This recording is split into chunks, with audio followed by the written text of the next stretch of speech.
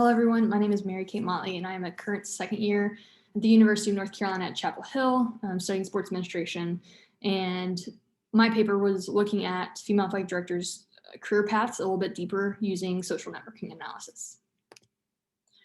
So the purpose obviously was to analyze career paths, but also it was to build and identify networks within the intercollegiate athletics for females. And as you'll see later on in the results, it's a stark difference between male and female ADs. A big significance was we were able to see the institutional hubs that were big factors in determining their career paths. And then additionally, we got to see institutions that have cranked out the most female ADs and kind of ones that bring in the most as well.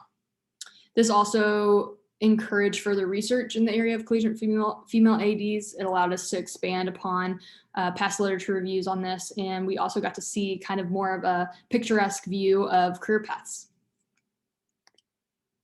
So in 2016, Hancock and Hums utilized interviews that allows us to see more of female associate ADs traits.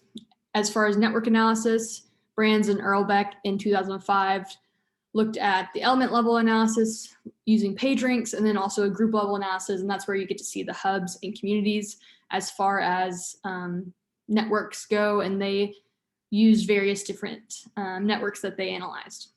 And then if we dive deeper into social networking analysis, we'll see that there was a method that looked at systematic relationships and patterns, allowing us to see kind of how does one person interact with one each other, mapping that out and seeing how information is passed along in a network.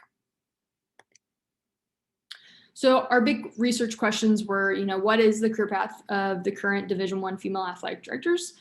Which institutions are considered the most influential in the network, meaning what are those institutions that bring in the most female ADs and then also grow them and develop them and send them out to better institutions. It also let us see the institutions that are hubs or authorities, getting us an idea of which institutions are most connected. And then lastly, the differences between male and female AD career paths, which we'll see later on is a pretty stark difference. So as I built the network, the population was comprised of the 50 female ADs from the Division I Intercollegiate Athletic Conference. It's important to note that it is as of April 16th, 2020. So it does not reflect any changes past that date. So if there is misconception, then that is because of the date. So first we'll start with the vertices. So an institution or organization is represented with a dot. You'll see many of those. And then you're going to see an edge. Those edge is that small line there on the right that connects two dots. This represents the career moves from one university to another.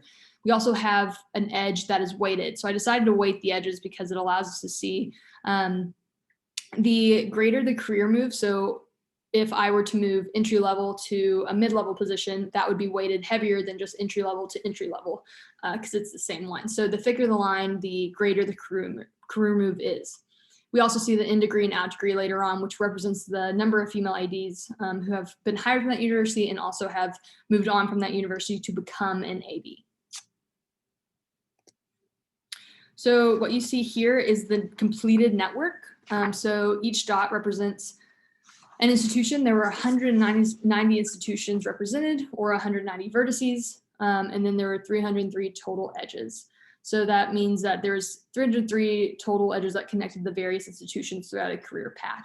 And I'll go deeper into this in the results. So first I want to highlight the demographics of a female athletic director career path. It represents the alumni associated by Division I AAA, Division I FCS, and Division I FBS.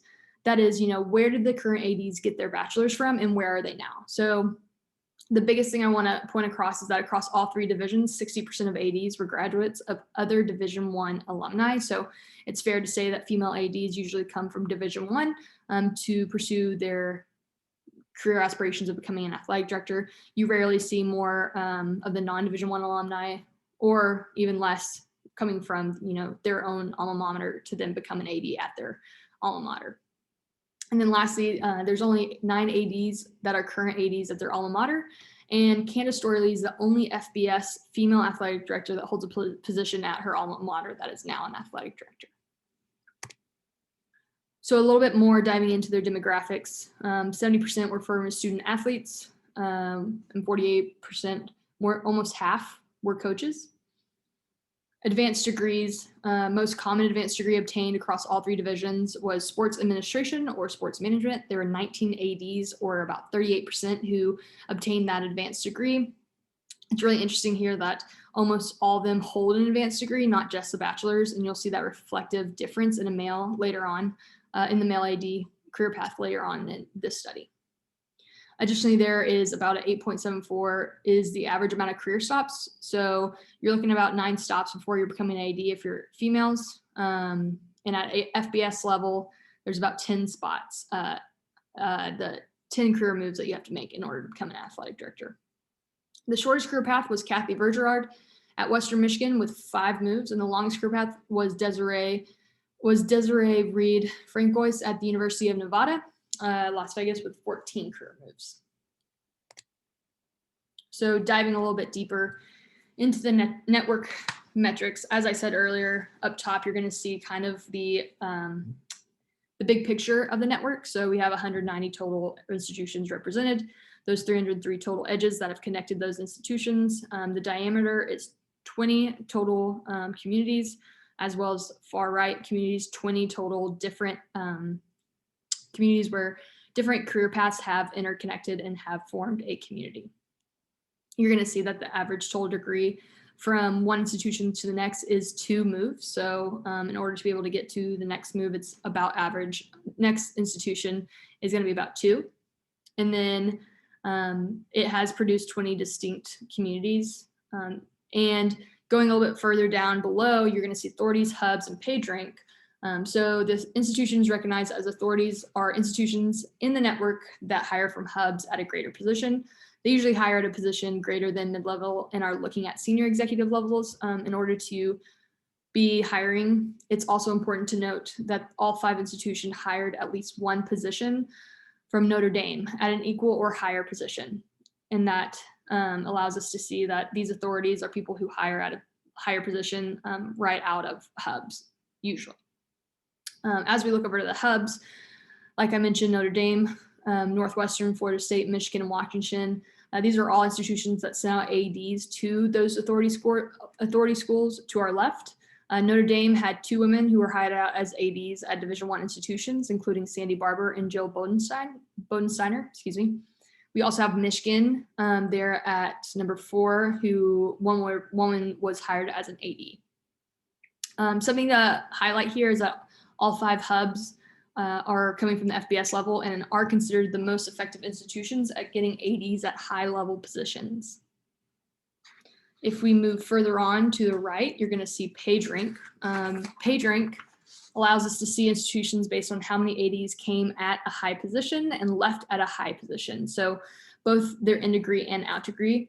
One of the biggest takeaways here at the PageRank is that it doesn't matter how many people go through your institution, but it matters how well you develop them. So these PageRank institutions here, Portland State, non-sports positions, Willamette, NCAA, and conference, allow you to see kind of the ones that develop the greatest of their female ADs. So no, necessarily they don't hire and send out the most female ADs, but they do a good job of developing them in order to send out one at the highest position. It's important to note here also is that there's non-sports position, NCAA, and conference are good developers, which makes sense because they allow you to connect with one another and get to that connection of different institutions at conferences, and then also at different business institutions as well. So here we're looking at between the centrality of female AD network. What that means is that the institutions closer to the inside of the circle have greater connections to the institutions outside of the circle. So the ones on the outside are going to have the least connections, allowing us to see that Stanford, conference level, San Francisco, the NCAA, and non-sports have the greatest connections are therefore have the greatest between the centrality of the rest of the institutions that we analyzed. This also kind of makes sense because the NCAA brings everybody together once a year for a conference and allows people to connect with one another and mentorship and greater ideas get to flow from there. Additionally, conference level, so looking at Big 12 conference or the Sun Belt conference, things like that, they also put on conferences every year, allowing people to connect. So here comes the comparison between male and female athletic directors. So on your left, you're going to see that men had 23 moves through professional sports and females only had 2 moves through professional sports. I think the lack of moves through professional sports, it can suggest that women or institutions see staying in the collegiate field as a better way to hire from within rather than outside. So females tend to have the perspective that if they stay in collegiate athletics, they promote higher rather than going outside and veering back in. Whereas males see that professional sports, going outside, seeing that experience and then coming back in would be greater for them. This also reflects a significant difference in that females might want to start looking at professional sports in order to be able to see how that operates and then come back in. The next thing we're going to see is there are 10 strongly connected communities in the male network, and there are 20 weakly connected communities. You'll see the graph in the next slide. And basically what that suggests is that if it's strongly connected, it allows us to see there's a lot of communities that know one another and that are able to pass information along to one another. And if it's weakly connected, that just means there's less connectiveness between communities and between ultimately the athletic directors.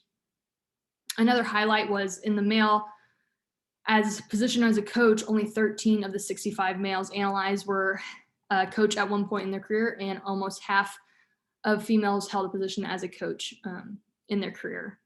This can signify that females still hold true that skill level and knowledge on a coaching level could get them farther than potentially not being a coach later on.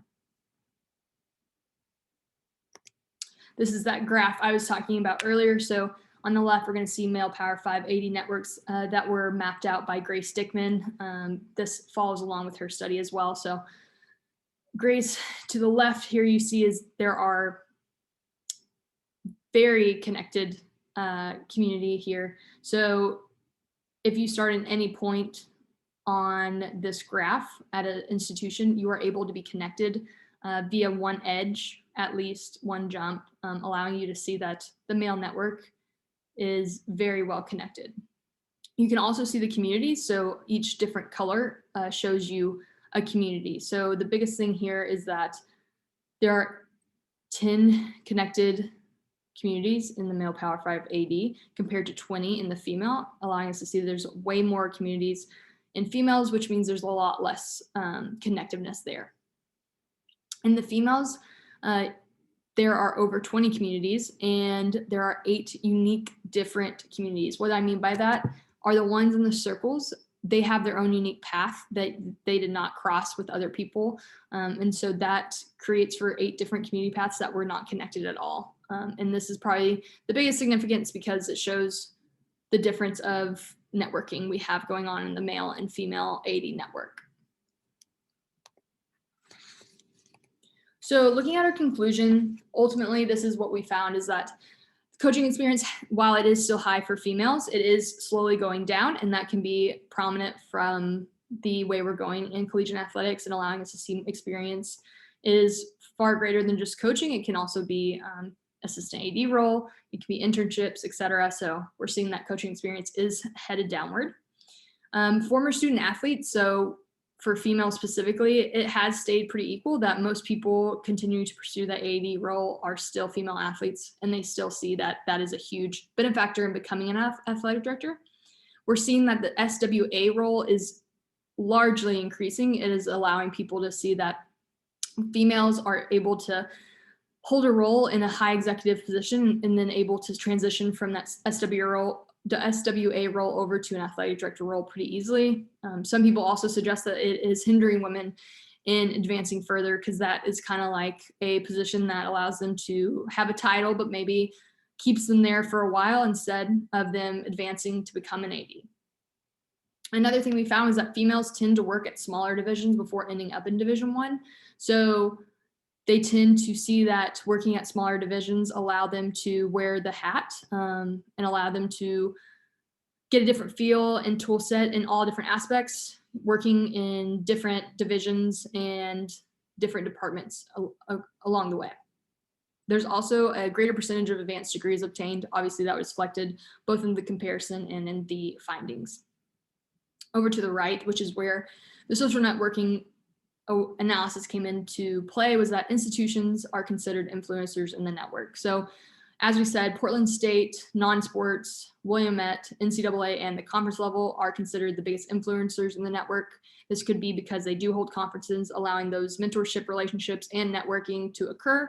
And then we also found the institutions who propel ADs to high-level positions. As we note, all are FBS level: Notre Dame, Northwestern, Florida State, Michigan, and Washington.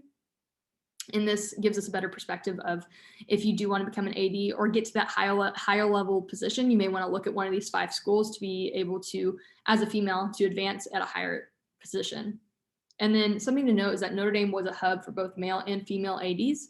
This could be huge, allowing us to see kind of what they tend to do at their institution. They probably have a good way of developing females, allowing us to contact them and be able to piggyback off what they're doing. As far as for future research, we have a lot of things we can do from here. We can find that female ADs at Division 2 and 3, looking further into those divisions, does the same trend show up in smaller networks? Is there less networking? Is there more networking for females? And that can determine what division maybe is the best to promote mentorship and networking. We can also examine racial breakdowns across divisions. Is there a stronger or weaker network for females of different races? We also can update this research in a year to reflect any change. There has been a lot of movement here recently in collegiate athletics as far as AD positions. So reflecting this in a year and seeing if some of those were filled with female ADs. We also can analyze different positions throughout collegiate athletics using SNA. So instead of just looking at a female athletic director, looking at female SWAs and how did they get to that role. And then lastly, diving deeper into AD experiences and seeing if certain positions propel your career faster. I did not look specifically at certain positions they had and what they held, meaning did they work in development? Did they work in marketing? Did they work in event management? Things like that. If they had specific experiences that would propel them faster in their career, that could be another future research idea. So this is kind of the last bit of it. These are all the institutions that showed up and their titles along with the graph. So as you can see, the bigger names are actually the head of the communities. So Minnesota, Arkansas, Michigan, Akron, Notre Dame, Washington, University of Nevada, Las Vegas. And this was just an idea to allow you guys to see the schools that went into it and all the different paths. So thank you again for accepting me, and super excited to present this research and allow you all to see the benefits of it.